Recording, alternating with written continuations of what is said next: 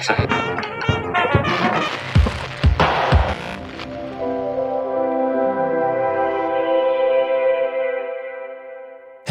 welcome back to another episode of Progressions, Success in the Music Industry. I'm your host, Travis Ferentz, and this is episode number 12. We've got a really great one this week, and I'm excited to share it with y'all. A quick note, though. It was one of my earlier recorded interviews, so there will be a couple bits of conversation that will date it. So for my release week listeners, do know that the interview is from a few months ago. So let's get into this opening. There has been a reoccurring theme with a lot of my guests. It's the importance of networking and relationships in career growth. And as we've discussed in some of our episodes, here on Progressions, we draw a very clear line in the sand between dirty Hollywood schmoozing and authentic relationship building. Making music is a collaboration between people. Sure, you might make all the music yourself, but ultimately, other human beings will be involved. Maybe graphic designers, promo people, mastering engineers. Somebody else will be on your team at some point. Music can have teams of people working together for months on end. And working in these teams is where you'll build authentic, long-lasting relationships. Many of my favorite people are people that I've been in the trenches with on a project. Those are the people I know I can recommend for a job and that they'll bring their A game. And they'll be as quick to get my back as I will be to get theirs. These are people that I want to hang out with because they become friends. See, you build trust with people when you successfully work together towards a goal.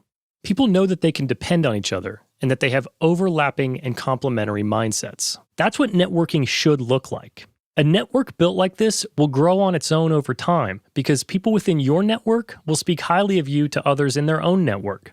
They will introduce you to people they think are like-minded and recommend you for jobs they think you'd be a good fit for. That's organic, word-of-mouth career growth. All because you do great work with people you enjoy spending time with.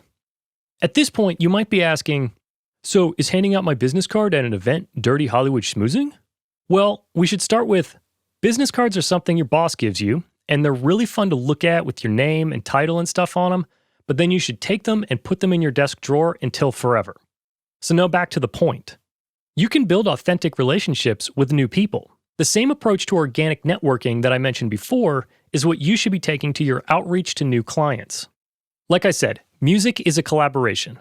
You get to choose your collaborators. We aren't selling cars, we're making art.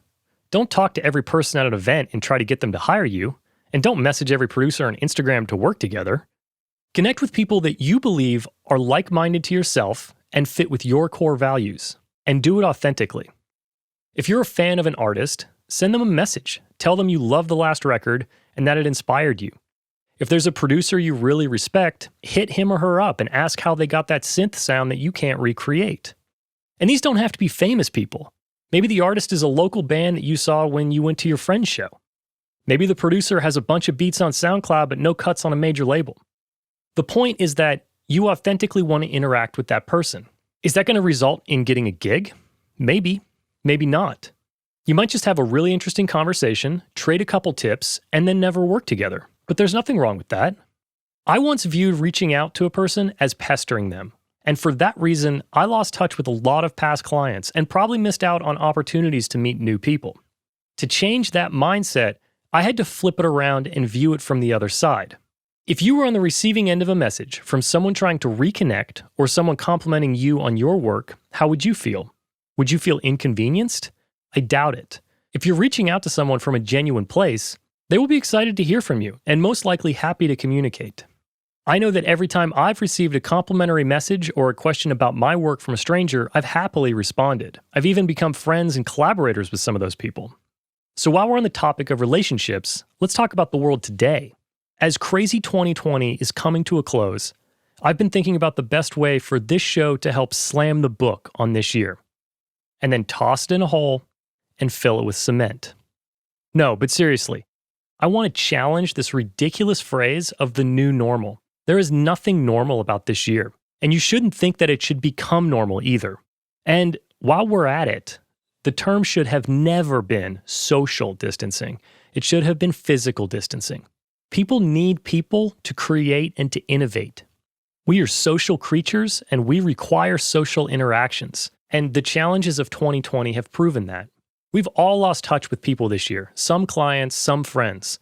I encourage you to rebuild and reconnect with those people. Maybe there are people you lost touch with years before 2020 even began. Reconnect with those people. Pick up the phone or send a message. I said earlier that relationships are important for career growth. More importantly, they're important for all growth. If you foster strong relationships with positive and supportive people, you'll all become more successful and happier in every aspect of your life. So try leaning into that in the new year, and I wish you all a happy holiday season. This episode is brought to you by our sponsor, the Complete Producer Network.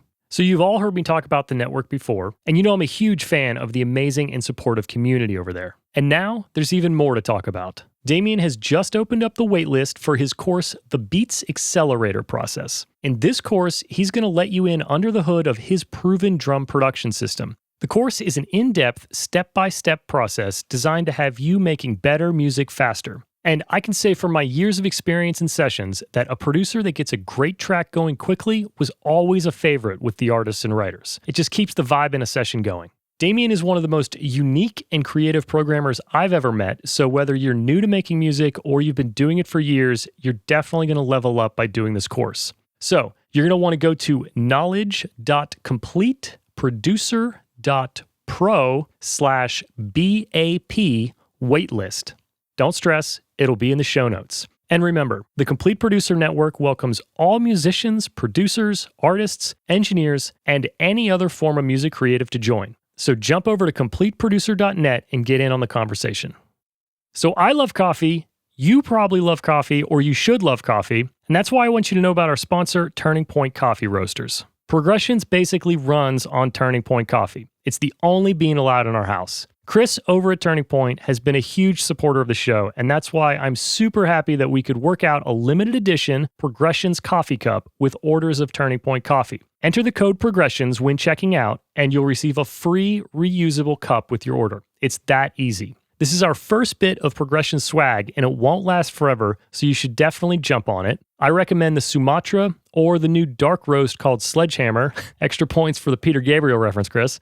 This offer is good for anywhere in the continental United States, and if you're hesitant about ordering coffee online, don't be. It'll be fresher than what you get at the store. I've been doing it all year. Finally, if you are listening from the Stamford, Connecticut area, be sure to stop by their physical shop and tell Chris that I said hi. So head over to turningpointcoffeeroasters.com, put an order together, and use the code PROGRESSIONS to get a free cup. Our guest today is two-time Grammy Award-winning engineer, mixer, and producer Fernando Lodeiro. Fernando, originally from Caracas, Venezuela, now calls New York City home. He started his career out there at the classic Avatar Studios, now called Power Station, and has since moved on to work independently. His credits include artists such as Esperanza Spaulding, Vampire Weekend, Lady Gaga, and Sir Paul McCartney. His most recent work can be heard on Glass Cave's upcoming EP, A Spin Around the Sun, and Marzipan's latest album, Ursa Major. Welcome to the show, Fernando Lodeiro. Thank you for having me, Travis. Yeah, thanks for joining us. Yeah, it's gonna be fun. Been a long time since we caught up.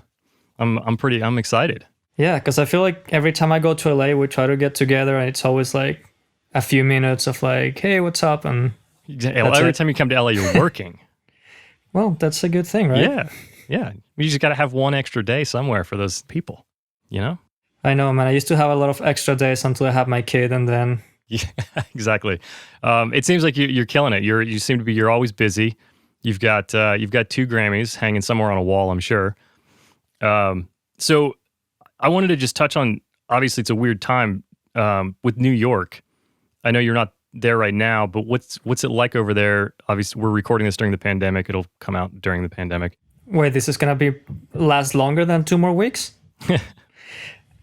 Seems like it. Well, so yeah, everything really slowed down in mid-March once, like, they started closing schools and asking people to stay home. And it was pretty slow for a while. Like I had about 2 months of like nothing because I had a few projects booked to record, and of course everything got canceled. At the beginning of May, end of April, then people started working a little bit, especially on the mixing side. So I've been mixing a lot since then, is mostly what I've been doing. But I have recorded a few things since then as well. Like I came back, I was in Texas, and I went back to New York for 3 weeks to finish doing overdubs for a project, which we did like 2 days at a bigger studio, and then we moved to my studio just to do vocals. And it was myself and the producer wearing masks in the control room, and then the singer in the live room. And actually 2 weeks ago, I recorded music for 4 short films, which was the biggest session I've done since then. So it was like 12 musicians, live.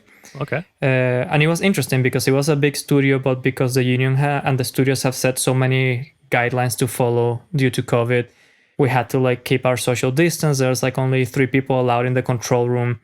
And granted, this is like a big control room. We had to have like strings in one room. If there was a horn player or someone playing woodwinds, they needed to be in their own room. So I had the studio where I was working linked to 2 other studios, so I could use control rooms and booths as extra booths because of this separation that we needed. Wow. So it definitely made everything a lot more complicated, but at least people are getting back to work, and that's a good thing because it's definitely hit our industry. Yeah, no, it's a crazy time. So studios are allowed to be open then? Yeah, at this point, luckily New York is doing pretty good in comparison to most of the United States. True. So yeah, things are starting to like reopen a little bit. Most people are still being very careful, obviously. Right. But yeah, we're starting to work with people again, thankfully. Yeah, that's amazing. So tell us how you got to New York. I know we met in Boston originally, but how did you end up on the engineering path? Were you a player when you were a kid? Did you just have a electronics interest? How'd you get started? No, so I always wanted to be a guitar player, and by the time I finished high school, I wanted to go to Berkeley, but we couldn't afford it. So I went to another school in Mexico, and I was doing performance there as a guitar player. And my dad had put in my head that it's like, maybe you should study something like sound engineering, just so you have a backup. I come from a family that, it's like all engineers or doctors or things like that. They're not like in the arts world. So I think he just felt a little bit better about me having a little bit of like a technical thing in the back, so I can like, fall back to something else. I'm smiling because that's exactly me. I'm laughing. My family was very engineers. You should. What about this audio engineering thing? So continue. Well, and I was like good at math and physics and all that stuff. So even my teachers in school, they were like, "Yeah, this is such a waste of like your brain or whatever." It's like, show them, guys. So when I went to Mexico, I was a kid, so it didn't even cross my mind that there were people in studios recording music. To me, a sound engineer was someone doing front of house for concerts or something like that. So in Mexico, I was studying performance, and then they opened like a little music production and engineering program. And it wasn't too good. But when I got to Berkeley in Boston, I was doing both of them, and I just completely fell in love with the engineering side. So I just focused on that one. And then, yeah, I'm thankful that I did. And so from Boston straight to New York? Yeah. So, I went to LA to check it out because I had never been to LA. It wasn't a first good experience because I was staying with a friend of ours, actually. And he was living in the Valley, and I didn't have a car. So I was kind of like stuck like in his apartment for like a whole week. Right. Which wasn't like very fun. And also, like my girlfriend back then was living in New York. So obviously that was a big draw at the time. And I had been going to New York pretty often to visit, and not to sound cliche, but I felt like the city was calling me. So yeah, I ended up in New York. It's amazing. And how quick did you get a job? What was it like then? I know what it was like in LA. Jobs were available, but they were tough to get. How was New York then? I think it was the same thing. Like definitely by then, most of a lot of the bigger studios had started closing in New York. Right. But there were still quite a few open. And I know there was a bunch of Berkeley guys, like pretty much everyone was going to Legacy, or well, it was called Legacy back then. And I knew Legacy was a fantastic studio, but they were doing like a lot of hip hop and those sort of things. And I have always been more interested in working with like live musicians and like full bands. So I knew of a couple albums that had been made at Avatar that I really liked. So when I moved to New York, I sent my resume to that studio. And I think I spent my first 2-3 weeks literally sitting in front of my computer, just reaching out to every single studio that I could think of and sending out resumes and all that. And I got a call to work at this smaller place called Campo Recording, which doesn't exist anymore. And I was there for about a week, and then they called me from Avatar. So I left and started cleaning bathrooms at a bigger place. It was a good choice. It's I've only been in there once or twice. I haven't worked there, unfortunately, but it's an awesome building. So how long were you there? I believe I was at Avatar for 5.5 to 6 years. Was there any like big influences there, whether it was sessions that were kind of game changers and like eye openers? I know, when you hit the big studio for the first time, you get to the real world. It's like you relearn everything super quick. Any big moments? I mean, I got to work with some amazing engineers and producers and learn from some of them, because you did a capital, right? You take a little bit of everyone and try to start making let's call it like your own vocabulary as an engineer, or your own things that you try to do. I always love working with Todd Whitelock and with Roy Hendrickson, which Roy was like the chief engineer of the studio. And he's a brilliant, brilliant engineer. I don't know, I think what shocked me is I feel when I first went to Avatar for my interview, even I think Taking Back Sunday was in Studio B, and My Morning Jacket was in Studio A, and they were mixing a Muse album in Studio G. So I was like, okay, obviously this is the right place for me. Yes. It's a good lineup for your interview day. Yeah. At that point, I went upstairs to management just begging for a job. It's like, do anything. It's great. So how? I don't know if that answered your question at all. I'm sorry. No, that's fine. How quickly do people move through the ranks at Avatar? Were you sweating it out as a runner for a while, or did you get an opportunity to get your hands dirty sooner than later? Well, they had the fame of like rarely hiring people, because everyone who got hired wanted to stay there, and there's only so many like room for new assistants and all that. But when I started, the deal is they hire you for 3 months. I mean, working for free, so they don't really hire you. You're like slaving for 3 months, doing like the whole general assistant, like runner, looking for groceries, cleaning bathrooms, cleaning the studios, making coffee.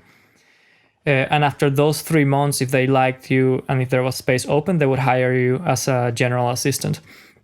To me, it actually happened really fast, because at some point they needed like an extra hand in Studio G where Rich Costi was mixing, because they were recalling a mix to like make some changes. And he had like a full SSL, and he had like a Neve card, and he had like walls of outboard equipment, and they needed to move fast. So the assistant asked for someone else to give them a hand. I think it was in my first month there, I hadn't even met his assistant, or the studio assistant who was working with Rich. And when he first saw me, he asked me, he's like, "Oh, who are you?" He's like, "Oh, I'm Fernando, I'm the new intern." He's like, "Oh, is there no one else available?" Like, obviously, he thought I didn't know anything about anything. But luckily, like I did know the SSL and its automation system very well. So when I walked into the studio, I was able to recall the console on my own. And after that, they started calling me, because they knew I could do it, and some other people didn't know how to do it. And the assistant went to management, and he told me, it's like, "Hey, this guy is really good. Like, definitely keep him if we can." So I think that was something that helped me a lot. And like within 6 months, I was assisting sessions. That's amazing. That's great. Which is super a lot quick. faster than, very, very fast for that world. Very fast. Yes. Yeah. When you kind of jumped headfirst into Avatar, obviously you had a solid education. Is there a lot of things that you tried to shed really quick? Like you said, you knew the SSL automation. So if you were put in that situation where you were like put on the spot, that you were like, "Yeah, I know how to do that." Yeah, I mean, I felt like that. They had a G in Studio G, and I worked with that one a lot at Berkeley. But other than that, they had like a J in Studio B, and an 8088 in Studio 8, and then Neve VR in Studio C, and I didn't know any of those. So as soon as I got there, I was literally staying there every time I could after work if the studios were open to like learn them, Right. And when I had some downtime, just taking the manuals and just reading them, maybe if I couldn't get myself in the rooms, just to kind of like stay on top of things or like learn them a little bit faster. And you know how it is, once you learn how a console works and the signal path is pretty similar from console to console, it's just little details, So at least I wanted to know like the smaller things so I could help, Right. It's just a different name on the button. Right. Same task. Obviously, you've been freelance for, how long? Like 10 years? Yeah, 7 years? Like 7-8 years now. So what was the beginning of you wanting to go out on your own? Were there moments where you were like, "Man, I wish I was doing that record," or "think I could do that," or you met somebody that was like, "Hey, I really need you to be available for 3 months," or how did leaving a great place like Avatar get into your mind? I think it was because, I felt I was doing a lot of the engineering work in sessions without getting the credit or the money. And that started getting to me. You know, there's like a lot of really brilliant engineers who was like every day working with them was, you know, was like a blessing. Like you don't stop learning from those guys. And people went to Avatar a lot because of the assistants. Like really their staff was incredible. But there was a lot of other things that were coming through that, well, yeah, I was playing the engineer without getting, like I said, the credit and the money. But I felt that, you know, I just had it, you know, like I was starting to get jaded because of doing all this extra work. And yeah, I just felt like, you know, if I can stay there with like the best attitude I can bring to a session, that means that maybe I should move on to the next thing. And I also felt confident. But yeah, when I left, I think I just had like one project booked. I was going to produce a band in Ireland. So I went to Ireland for 2 weeks and I produced, recorded, and then I mixed the album when I got back. And it was making absolutely like very little money, but it was still a lot more than what I was making at the studio as an assistant. So it just felt like, oh, cool. I just need to make an album a month and then I make what I made in the last 3 months at a studio. So this is cool. Great. Well, how did you set up doing a session in Ireland? You obviously didn't work there before. Did they have a studio they wanted to work at, or were you guys building something in a home? No. Yeah, it was super DIY. Like I brought a couple pieces of gear that I had and we set up in the guy's living room and we just recorded there. He was at his dad's house actually. And he was in this kind of like room that was, everything was glass. So we had to put blankets all over the place to try to like deaden it up a little bit. But he had already talked to his neighbors and told them, say, hey, this guy's coming. We're going to make an album. So everyone was like super supportive. Like no one complained about having like really, really loud guitars and drums because it was a rock album. And yeah, it was a very cool experience. That's great. Since you've worked in a world-class studio and you've worked in, I'm sure that wasn't the only house you've made a studio in, do you feel like the setting has a different effect on the artists? Are some people more comfortable in the big fancy place and some people just want to be homey? I mean, I think it changes from artist to artist because some people need to have that or like to have that flashy side, you know, come up to like a big room that has all this fancy equipment and they look treated and the whole thing. But I mean, at home you're comfortable, right? You don't have the pressure of like, okay, every minute is costing us this amount of money. So you have a little bit more room to like experiment as well, right? Which I think is very valuable when you're producing something, especially for newer bands, you know, like they might be playing for a while, but being in a studio is a complete different monster. And I feel being in that environment helped these guys do what they needed to do, you know? Right. In my experience, I've done so much work with songwriters. They just seem to love the less official feeling. I don't know how your sessions are these days. A lot of my sessions, people just like to cut vocals in the control room. They don't want to like press the talkback button. They just want to communicate. I don't know if it's how kids are coming up. I make us sound old. We're not that old, but we're older than some people. Yeah, no, I feel you, man. Luckily for me, I still try to keep, I mean, like, as you know, what matters is that the artist is comfortable, right? Like, so as long as they feel comfortable and they're giving us a good performance, we can do a lot with our technology nowadays. Yeah, no, I think it's always most important to capture the feeling, make sure that everybody's comfortable, get the emotion, and it doesn't have to be the most expensive mic in the world. Yeah, absolutely. It also can't be the cheapest. It can be the second cheapest. So you've 2 Grammy Awards. Are they both with Esperanza Spaulding? Yeah, they're both for Esperanza Spaulding. One was for Radio Music Society, which got Best Jazz Vocal Album in 2012, 13, I don't remember. And then the other one is also with her for 12 Little Spells, and same thing, Best Jazz Vocal Album this last year. That's great. That's great. You have quite a relationship with her. You guys have done several records, and did you do front of house as well? Yes, so I've done 3 albums for her, and at some point last year I started touring with her as well, doing front of house. Oh, great. So she invited you out because you're just comfortable in that situation. She's like, yeah, you're part of the family. Let's get out there, and I want to keep working together. Yeah, and she knew I had done some front of house before. Like I toured with Kenny Garrett for 2.5 years. So at some point, I don't even remember how I think it was like a small tour she was doing, and she just asked me to come, and then, you know, we spent so much time together that I think she just felt comfortable and she trusted me. So yeah, and then people kept saying that it sounded good, so I stayed. That helps. Yeah. How do you like to jump back and forth, especially working with the same artist? So you have a studio rapport, and then you're on the road. The road's like, you got one shot at that night. You're in the studio. You're obsessing. Did you have a hard time like separating between like this has to be perfect? We're in the record world to that was a great show. That kind of thing. I mean, I think doing front of house is soul crushing. It's like there have definitely been shows where I walk out of there saying, that's it, I have to quit. I'm never doing this again. I'm not good enough to like do front of house, And then you walk in some venues which is like, oh, done. I did sound check in 15 minutes to sound better than the album. So it's tough, man. I don't think I've ever done anything so hard in my life.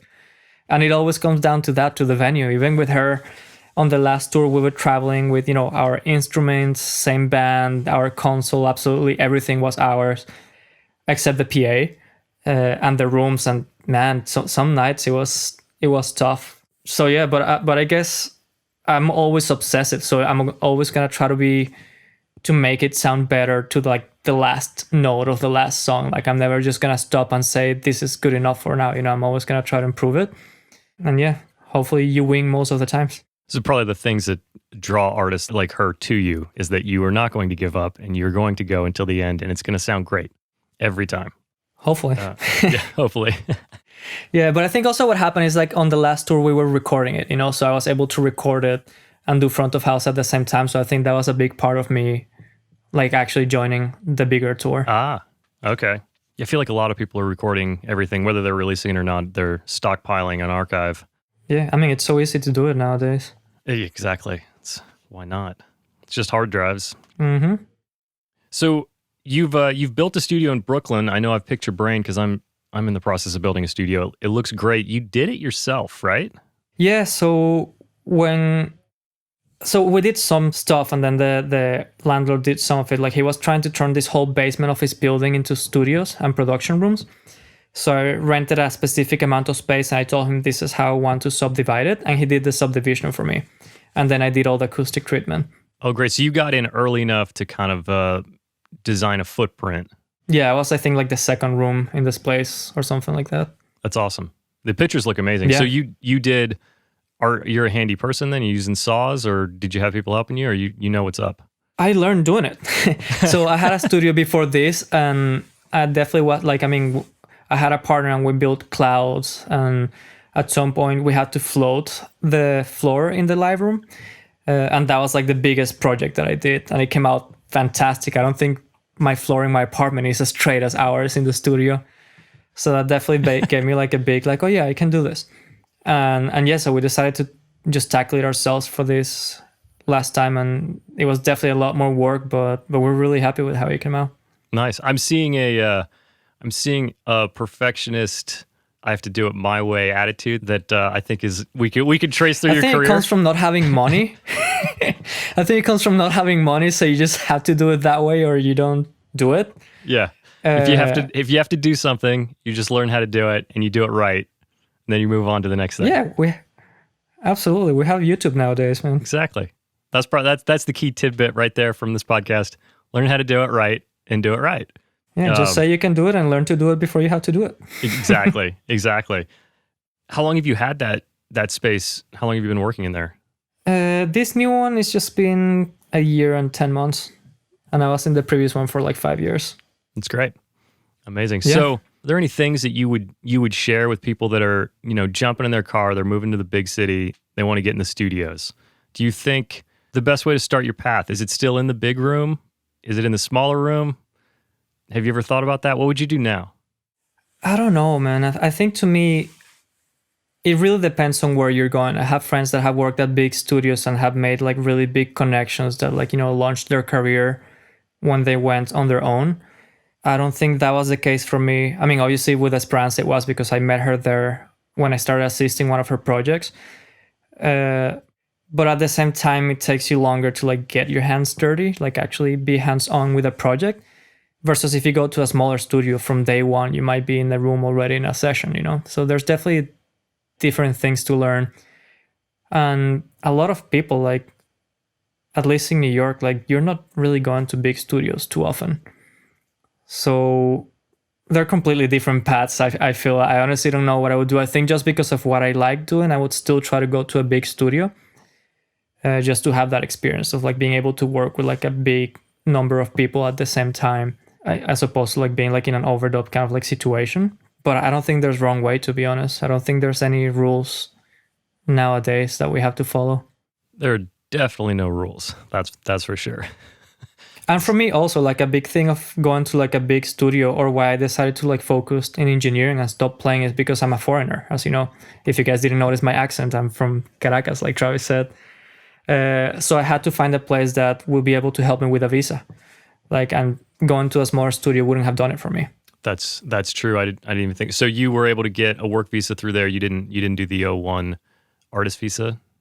I did the O1, but even though the studio didn't sponsor it, they did say like, okay, we're working, like he's working with us. And by then, luckily I had working like a lot of projects. So I had some like very big, like letters from very big people in the industry saying that, you know, I mean, what those letters have to say, that I'm the best, even though it's not true, but it really helped me, you know? Yeah, the credibility helps when you're in that situation. I know so many people work for those visas. So once you're out on your own, you're in the independent world, were there any things that you did that you feel like really kind of launched you and got some extra clients in the books when you were first starting out? Something that gave me some really good jobs was staying in touch with people. You know, like I'm very good with staying in touch with people, just like saying hi or whatever. I had worked with Claude Kelly a couple of times when I was at Avatar as an assistant. Claude is a fantastic producer and writer. And I remember I reached out to him just saying, hey, Claude, how's it going? It's been a long time. Just wanted to let you know that, you know, I'm not at Avatar anymore, but I'm still working now freelance. So if you ever need an engineer, please let me know. I would love to work with you again. And he actually happened to be looking for an engineer. So he called me and I became his engineer for like 6 months straight or something like that. Same thing, like I reached out to Todd Whitelock, who I assisted a lot when I was at Avatar, just saying hi. And he told me that Mac Avenue, which is a jazz label, was looking for an engineer for Kenny Garrett to do front of house for him for one show, and they knew that I had like a background of that, so they sent me to Poland to do a show for Kenny, and he liked me, so I started touring with him for 2.5 years. And same thing happened with Esperanza, actually. So I worked on Radio Music Society, and it had been like 3-4 years, which we didn't even say a word to each other. Like nothing bad happened. Obviously, we got along great, but it just kind of like things happen. And when I moved into my first studio, I just emailed her. It's like, hey, don't know if you remember me. I worked with you for like 2 months in this project. Just wanted to let you know that I just opened a little studio in Brooklyn. So if you ever need anything, I would love to work with you again. And the week after, she was at my studio. And then we started working, and she called me to do these writing sessions with her. And because everything went so well, she invited me to come to LA to do one of her albums. And, you know, here we are. That's amazing. Yeah, the power of just keeping your network alive and just being friends with everybody that you work with. I think, you know, that story right there says a lot about the relationships you make and, you know, keeping those relationships alive, especially when you make a record. You're in a room with somebody for months. Yeah, and so much time of that month, you know, and it's something so personal that you really bond, you know, over the whole thing. Yeah. My favorite relationships that I've made have always been on long projects. I've done so many like 1 or 2 day sessions, and you have a good time, but you never really build a rapport with those people. But after a couple of weeks, you know, everybody's friends. It's great. Yeah. Well, and I think also that's part of my relationship with Esperanza and her band, and part of the reason why I went touring with her, because I actually don't like touring, going back to that other thing. I like being in the studio. But with her, it's the same band, you know, so we're all like really close friends, and they're like kind of like a second family. So we go to the shows, and after the shows, we're still hanging out because we enjoy being with each other. And that makes all the difference in the world. And that comes out in the music. Yeah, absolutely. I mean, Claude always told me that when we're working, it's like the second it starts feeling like work, then we're not doing a good job at it, you know? Maybe I'm paraphrasing because my English is not as good as his for sure. But it comes to that, you know, like yeah, this is our job. But I mean, it's fun. It's not about sitting down and doing something because we have to do it. Yeah. Once you transition your passion or your dream into your main source of income, I think people get burnt out. It can be tough.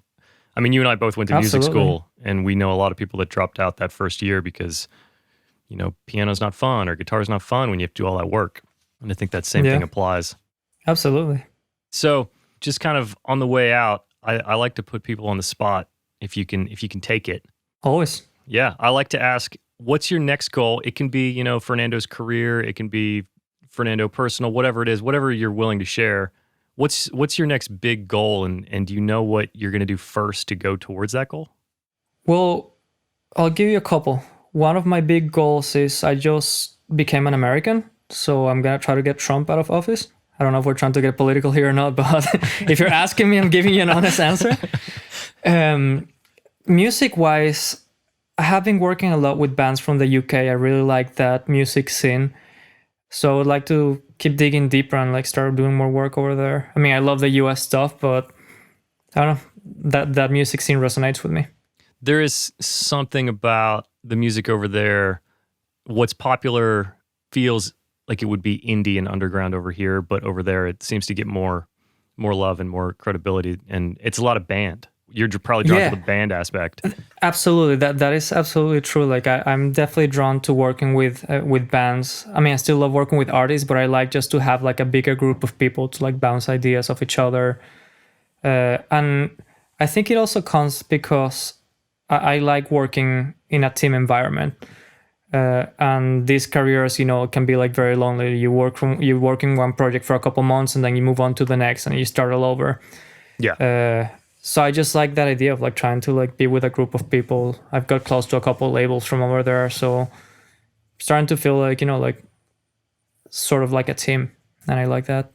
Yeah, teams are huge. When you find a partner or an artist or a manager or whatever that you pair up with, it can be super inspiring for everybody. Yeah, definitely. Amazing. Well, thank you so much, Fernando. We appreciate you coming on. This has been great. Do you want to let the listeners know where they can find you if they want to work together or they want to chat or whatever? Instagram, website? Yeah, thank you for having me. This is awesome, Travis. People can find me on Instagram at Fern in the Studio. Same thing on Twitter. And my website is fernandolodeiro.com. And yeah, we'll try to type it. All of that will be in the show notes, so you can click on that and have links. But thank you so much, Fernando. My pleasure. Thank you for having me. So that's it for episode 12. Thanks for listening, and please like and subscribe. Share the show if you're enjoying it. Join the conversation over at completeproducer.net, and don't forget about the Progressions offer with Turning Point Coffee Roasters. So we'll see you next week.